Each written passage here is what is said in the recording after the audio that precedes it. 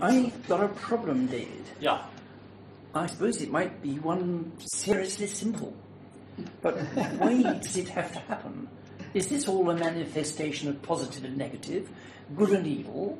And what's going to be in it for the people who cause all the trouble? Do the Chinese want to overrun the world because they think it's their turn? Well, every people, throughout history have taken the opportunity of dominion. And you have to remember, communism is a system that is avowed for world dominion. So the Chinese feel they have a sense of responsibility to impose communism on the world. So it's natural they would seize an opportunity for expansionism. And also you have to remember that the desert is encroaching on Peking or Beijing. And so they've got huge problems in China. They're cooped up in China, and they'd give any opportunity to sweep out and overrun the world. That's the first thing. In sense of the whole idea of punishment, the bad people are punished. Look, as Jesus said, don't judge other people. Before you look for the speck in someone's eye, look at the log in your own eye, you see. And, he said that with Mary Magdalene, that they were going to stone her to death for adultery. And he said, let he without sin cast the first stone. When you're playing chess, you don't get agreed with the black pieces, do you? I mean, it's just chess. You've got to have a game. And so it is with these Zionists. They're not evil. They're just simply playing the opposite side. This is why I speak about the role of evil in human evolution, that the role of evil is to teach us lessons. That's how we grow. So we shouldn't look toward punishment. We shouldn't look toward judgment, that light is better than dark. Light is different from dark, but they're both necessary. So it's just a game. And we're not going to worry about Armageddon. Look, if they win the game, it's good cricket. You know what I mean? If we wake up one morning and the jets have flown through Saudi Arabia, because apparently they've opened their airspace up for this raid to Israel, so I've heard, we know, well, these other guys have got us in check. But if nothing happens next year, and that's what's so frustrating, the success of the prophet is nothing happens. That's why Jonah got thrown over the wall to the fishes. You'll have to throw me over the wall to the fishes next year if nothing happens. So the thing is, if everything just goes on as normal and nothing terrible happens, and we go steaming on to 2012, we have succeeded. But it just won't be noticed. What? It just won't be noticed. I know, we won't be noticed. And, we're simply holding the Black King into check. He can't move. Absolutely hamstrung, because he can't touch Jerusalem. So you see that it will allow for divine intervention. That's what's so exciting. I think the intensity has to happen in order to wake people up out of their lifestyle. Because I think the intensity of a potential has to happen in order to wake people out of a lifestyle that is a nuclear bomb in their own bodies. Yeah. The way they're living is just not sustainable, and they're not shaking it. Well, absolutely, but, so it's good to warn people of danger without getting into fearmongering. A lot of people don't like me talking about this because they say I'll bring it about because I'm focusing on it. But I think there's also a necessity to warn people that there is a very real danger and a very real need to focus on prayer and to focus on Jerusalem so we're not slack. Okay? But on the other hand, for those people that are not awake, that's not our concern either. Our concern is to stay focused on protecting the ascension. And, people are waking up. We can't judge people. It's amazing what's happening to people behind closed doors.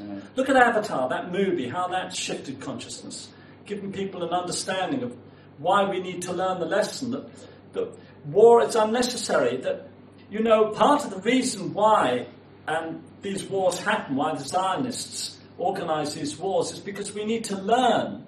We've got to have war till we're sick and satiated by it. So again, if there is a third world nuclear war, it's only because we need it. It could be that we need the lesson to blow ourselves up to realize that war is unacceptable and doesn't gain anything, you see.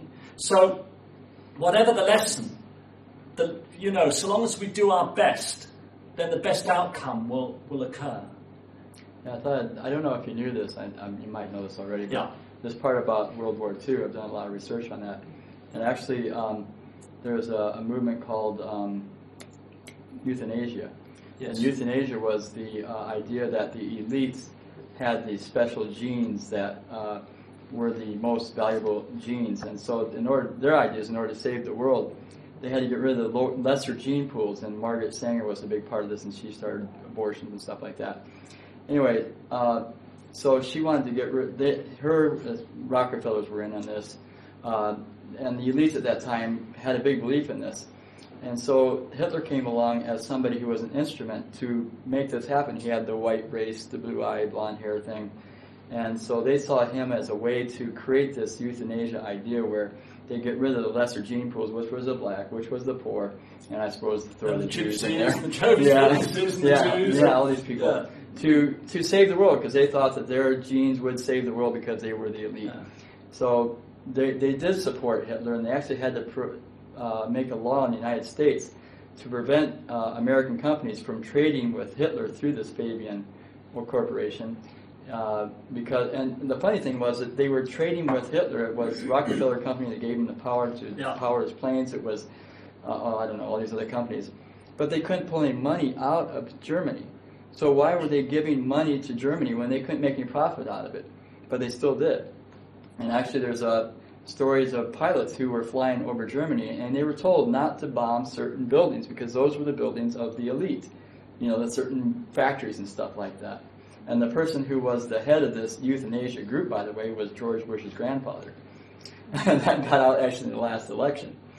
So, and he was also the head of the Fabian group, the banking group that allowed this money to go over to Germany. Well, again, it's interesting because these people, they really do believe they're working in the best interest. Yeah, they don't consider themselves to be evil. They really feel that they're helping to reduce world population, they're solving a lot of problems, and reorganizing. They want China to be the new superpower, etc. But I do feel that it's not for men to interfere. I think this is, again, why it's the prayers of the women that will save the world, rather than the men, because men are all into war and manipulation and big government and corporation, whereas women are much more gentle, and women are concerned with babies. Women create and rear the children, the boys that men slaughter.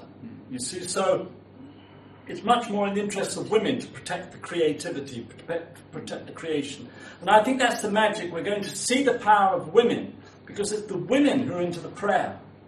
And again, it's not Ave Marias and Our Fathers and all the rest of it. It's using sound, vibration, pure sound, resonance, to shift the energy, to shift the frequency. Yes? I think I'm still stuck on my square A1. You were very interesting at the start about life being seriously boring for God. Maybe he just had to create us in order to give us an interesting life. And I think there's nothing more exciting. You know when you're in a cliffhanger movie, this is God's movie, but instead of watching it on a screen, in order to watch the movie, you come into a body. So these are God's theatre tickets, God and Goddess, you see. So I've come into this theatre ticket to watch the movie, and it's a real thriller. I'm actually inside the movie, and the bad guys, you know what I mean? They're nearly going to win, They're nearly going to have it all out. Blasting nuclear war with the yellow peril and the whole damn bit. And that's good theatre. It's good, and it's got to get right to the edge, right to the edge. It nearly happens, and then suddenly the good guys win. Do you see? Which are the winning. So, it's... that's part... When we see life in that way, then we see it all as play. Then we're not getting ourselves all angry and upset, and we're not getting worried about bad guys. There are no bad guys. They're simply actors. You know what I mean? They're playing their part. These Zionists are they're human beings like you and I. They drink coffee and the rest of it, and they're just playing their part. They're playing their game brilliantly. We ought to honour and respect them for a fantastic game. The fact that, and it's like Monty Python, they always get beaten just at the end. Just when they think they've got their victory within grasp, it's torn away from them.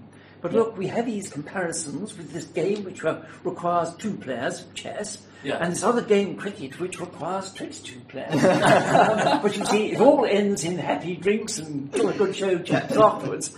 Whereas What you're talking about is death and destruction, Well- misery, unhappiness. Is this all Well, part no, of God's the game thing too? is that, people grow in spirit through a bit of difficulty, challenge and Well, adversity. sure, I know. You see? And you've got to remember that these bodies, the only thing that suffers is the theatre tickets. Here we are I come into the theatre with my ticket, and I'm getting terribly upset because I've gone and dropped the theatre ticket and the ice cream, and the theatre ticket is suffering because it's all gone soggy and is melting away. I mean, that's what we're talking about.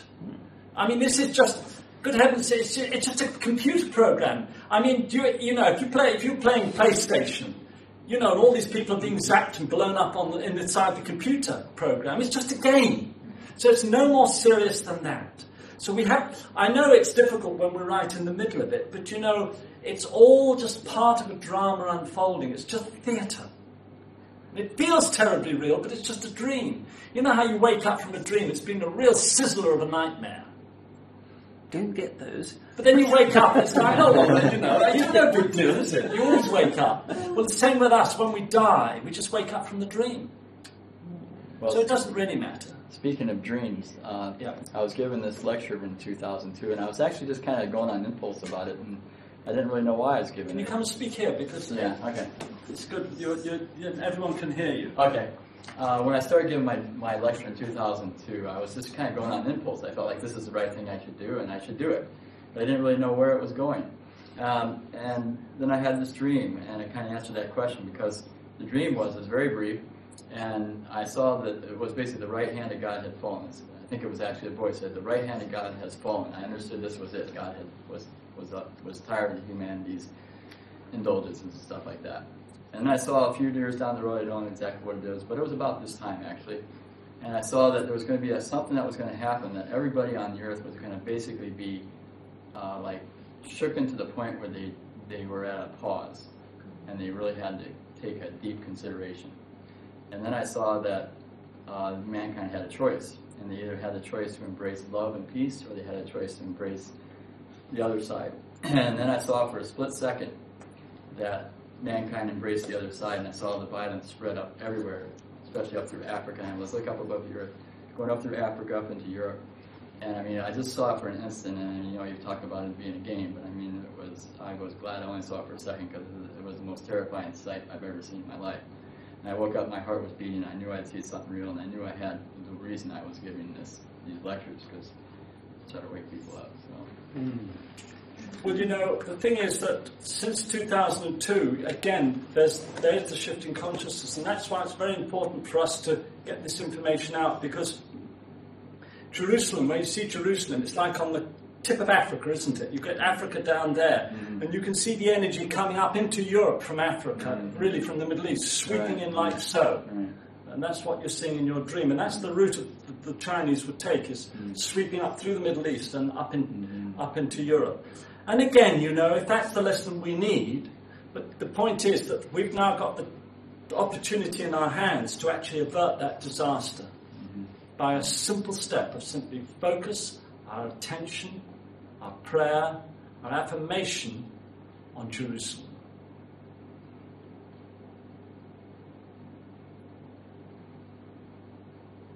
We're going to change your dream. Yeah, it was a dream.